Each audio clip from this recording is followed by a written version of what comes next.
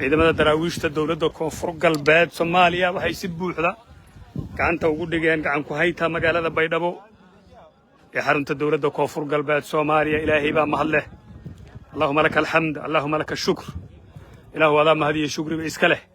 Si buuxda ciidamada daraawiishta dawladda koonfur galbeed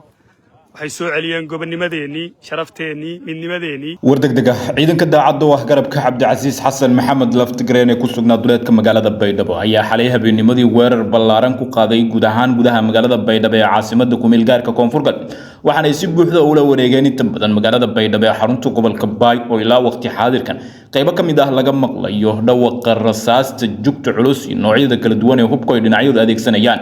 afayeenka garabka Laftigreen iyo saraakiisha hogaaminaysa ciidanka daacadda ah Laftigreen oo bartamaha magaalada Baydhabo kula hadlay warbaahinta ayaa sheegay in si buuxda magaalada Baydhabo ay ula wareegeen isla markaana ay ka saareen maleeshiyaadka Salbalaari sidoo kale calooshadu shaqaystayaashii uu hogaaminayay Aadan Madoobe. waxaan kula wadaagi doonaa guud ahaan wararkii ugu dambeeyay dagaalka Baydhabo guulaha ciidanka Laftigreen ay sheeganayaan halka ay ku sugan yihiin ciidankii Aadan Madoobe iyo sidoo kale kuwii dawladda federaalka Soomaaliya waqti xaadirkan maxaa ka soconaya gudaha Baydhabo. warbixintan ayaan kugu soo koobi doonaa soo dhawow daawade muuqaalka like saar aragtidaada qaybta faalada ee commentiga ku dhibo haddii aad hore noola joogto ood ku mahadsan tahay haddii aad nala joogina nagu soo biiro ka mid noqo saaxiibada halkan ku xiran ee mar walba hela wararka iyo warbixinada guud ahaan Soomaalida iyo sidoo kale caalamka hagaaga.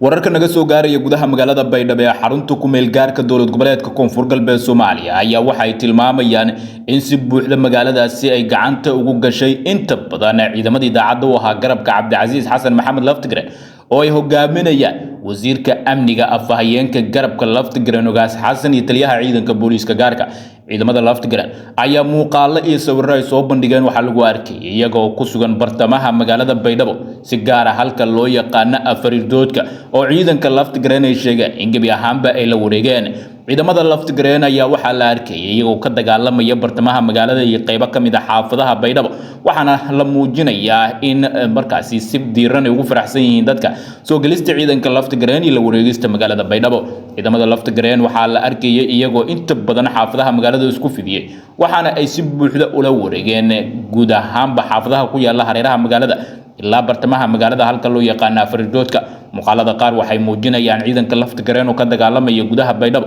iyo sidoo kale ciidamadii dawladda federaalka Soomaaliya oo noqday kuwa markaasi kala firxada isla markaana jaan iyo cirib meel ay dhigeen bal waayay. sidoo kale waxa la arkayay gaadiid dagaal oo ay lahaayeen ciidanka dawladda federaalka Soomaaliya si gaar ah gaadiidka beebayaasha ee Turkiga ugu deeqay Soomaaliya kuwaas oo laga gubay taayirada isla markaana intooda badan gubtayba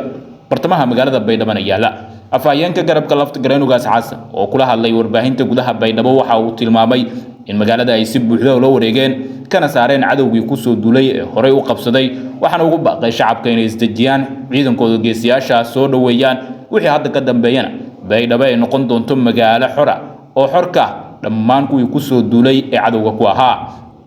talaabada waxay muujinaysaa weerarka ciidanka Laftigreen ay kula wareegeen magaalada Baydhabo ee caasimadda ku meel gaarka dawlad goboleedka koonfur galbeed Soomaaliya tabardarrada ciidamada Aadan Madoobe iyo jabka ciidanka dawladda federaalka Soomaaliya iyo sida markaasi aysan ugu qanacsanayn in gudaha Baydhabo ay ka dagaalamaan isla markaana ay ka difaacaan Cabdicasiis Laftigreen. ciidanka Laftigreen iyo hoggaanka markaasi saraakiisha ciidamadaasi hogaaminay ayaa waxa ka muuqatay dhiiranaan kalsooni aad u sarreysay iyo sidoo kale geesinimo aad u weyn marka la fiiriyo meelaha ay ka dagaalamayaan halka ay warbaahinta kula hadlayaan iyo sidoo kale dhawaaqa rasaasta oo aysan markaasi si weyn uga argagixinin marka la fiiriyo muuqaaladooda iyo iyagoo markaasi warbaahinta la hadlaya